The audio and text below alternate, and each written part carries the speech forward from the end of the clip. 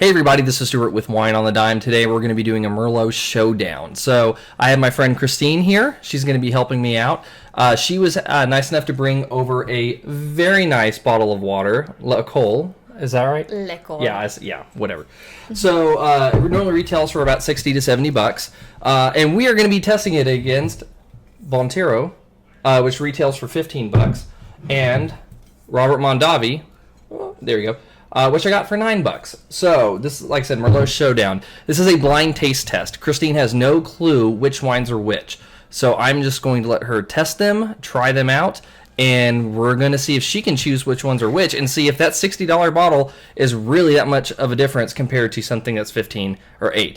And hopefully, if she can't tell, that will be awesome for me, and she won't go jump off a bridge for liking a $60 Terry bottle. won't stop buying me wine. Yeah. Oh. Maybe we just don't show this to him. Let's not show it. Yeah.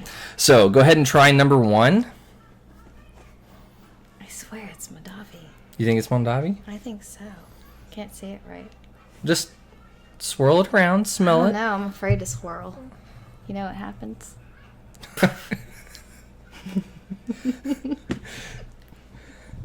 That's an inside joke for y'all who watching.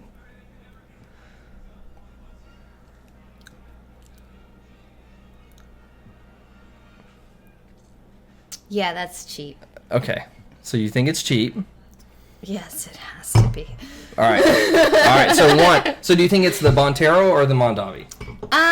It smells like Mondavi to me. Okay. So you think number one is Mondavi. I'll set these right here. Man, if I'm wrong, Number two. it's gonna be bad. Number two.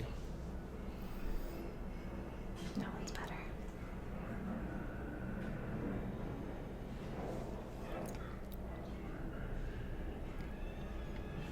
It's really dry. Can I read bottles? No. As I've never had the Le Col. Did you know that? No. Did not know that. Okay, let me try But this is part of the test.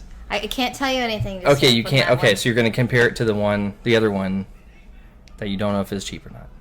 Uh-uh.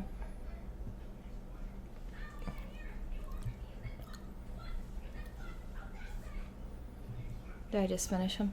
If you want. So you were convinced this is Mondavi. So I have your that. two choices are Bonterra and Le Col. Whatever that is horrible. Number one. Okay. Gosh. I'm gonna...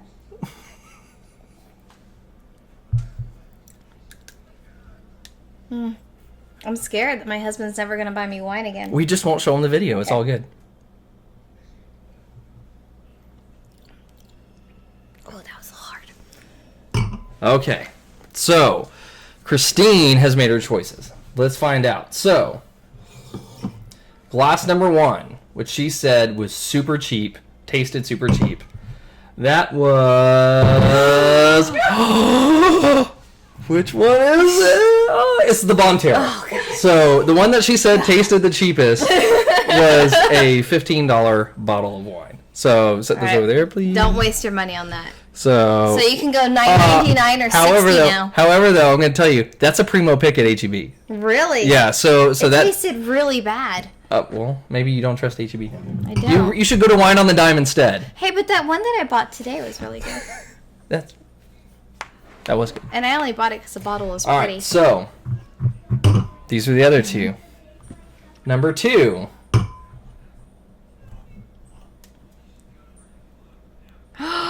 Number two was Le Col. You did not get that one right either. You thought it was Robert Mondavi. The I $60 did. bottle you thought was the $8 bottle. You didn't get any of them right. It's okay, because you got to drink wine. I'm just going to take my bottle and go hide in a closet That's now. fine. So You're driving me home, Stuber. That's true. So Man, I failed in life. one of those things where I thought that was very interesting because you like wine I do. and you can tell the difference. And that actually, there was an article that came out recently. I can't remember if it was The Guardian or somebody who posted it, but they said most people who do wine reviews are full of shit because there's no consistency and there's no level of saying, yes, I can for sure pick out this is the same wine 10 times in a row. So I thought that was very interesting because this sort of corroborated those results in terms of the average person, unless like you are just a super som, is probably not going to be able to. Did you not pick that aerate it? Maybe I blame you for not aerating it. So blame me. That's the way it rolls. Thank you, Terry, for the nice bottle of wine. Next time you can just get me a $9.99 Mondavi. So the next segment, I'll do a taste test. We'll change out the bottles and the labels so that way I don't know. Well, I'll do a taste test and then we'll figure out if maybe I get them right or if I get them wrong. It'd be interesting if I get them all wrong too, because then really everybody knows that I am also full of shit.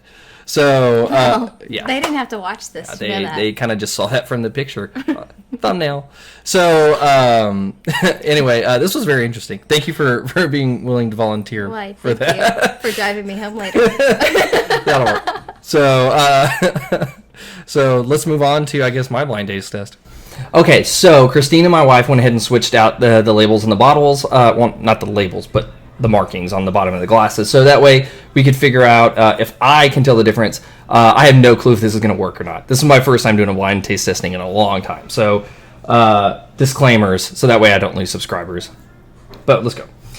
So this is number 1.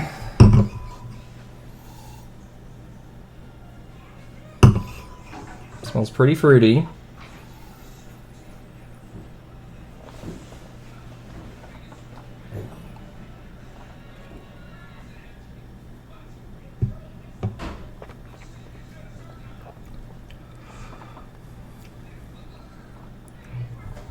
Okay. Number 2. I mean, they all look the same. Yeah. There's really no indicator from appearance.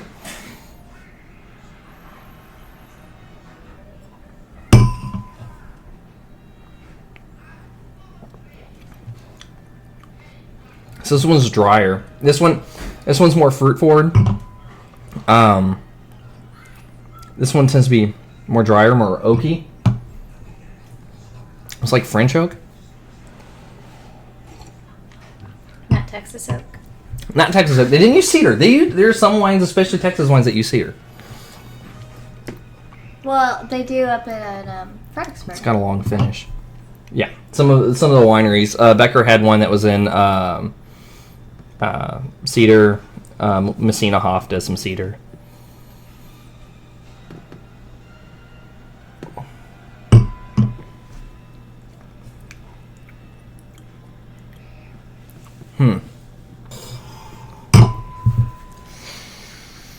Yes. Okay. So final answer, Stuart Banky. Final answer. All right. So actually, probably should put this here so that way we can be heard. All right. Number 3, I said was the Robert Mondavi. Number 1 is the Robert Mondavi. Son of a bitch. Okay. Number 1, I said was the Lacole, which I know is wrong now because that is number 2. So that means I also got all 3 of these things wrong. So this is number 2, and Bonterra is going to be number 3. So it was a good run on the YouTube channel now that everybody's going to leave and they realize I can't tell the difference between 3 different wines also. However, though, I think that actually adds credence to what I've been saying for a lot. None of these wines are actually bad wines. Like one tastes a little bit more cheap than the other, though we got it wrong as to which one it was. But overall, all 3 of them, I think I would probably enjoy again. Was that your ranking, your favorite to least favorite? No, I would actually say probably the one I rated second would be my favorite. And I believe that was, the Lacole. So that one... I like the flavor of it. The one I actually liked the least was, I think it was the Mondavi. Yeah, the Mondavi was the one I liked the least. So it was interesting because from least to best, I actually liked it based upon the flavor profile. So the one that was more expensive, I liked it. But from trying to figure out which one was more expensive than the others. I couldn't figure it out. Right. So I thought that was very interesting. So that kind of leads credence to what I was saying is if you actually have a group of people that you're entertaining and they don't really care about wine, you could probably go with one of the more less expensive options and still be cool with serving it to folks. Right. Because both of us picked as our second favorite the Le Col. Yeah, exactly. And while it's nice and you can really impress some people and do that, it's not necessarily necessary. Not necessarily To buy that expensive of a bottle. Yeah, but then also my use of the English language right there was horrible. You've had a couple of. That's true. I have had some sips of wine today. Oh. And Yeah. a couple glasses way before this. So anyway, so my verdict on this is they're all good, but it's if you get decent wine at any level, it's probably going to pass muster for what most people are looking for in terms of entertaining guests or just having something casual around the house. Or just if people are not picky about it, it would probably work at any level. So I just recommend you go out to H-E-B and get a lot of $9.99 bottles. Yeah, I mean, it kind of works. Because you can get 6 of them with 20% off. Yeah, you're right. You can. Total Wines, I think you can do the same thing. It's 10% off, though. But Or is it 10? Well, at Total Wines, I think it's 10. Unless we're getting numbers mixed up. Maybe. We have been drinking on television. So You'll bong later. Yeah. Oh, yeah, that's right. So, in an upcoming episode, not this one, but my next episode, Kristine is going to be helping me review another sparkling wine, and she'll also be giving her first Chambong, so I get to capture that experience and show it to everybody about another first-time Chambonger being brought into the family, so to speak. So I'll be Ubering home. Yeah, you'll be Ubering home. So please make sure you click the subscribe next to the bell option so you get notified when future videos happen. If you liked it, thumbs up. Leave a comment below. If you didn't like it, thumbs down. It's probably all Kristine's fault. It's probably all Kristine's fault if you didn't like the video. So sorry I didn't put on makeup for you guys. Yeah, actually, that's probly I get a lot of dislikes. That's probably what it's going to be. Probably what it is. My face thinks a lot, Stu. Yeah. So this, like I said, this is Stuart with Wine on the Dime signing off. Have a good one.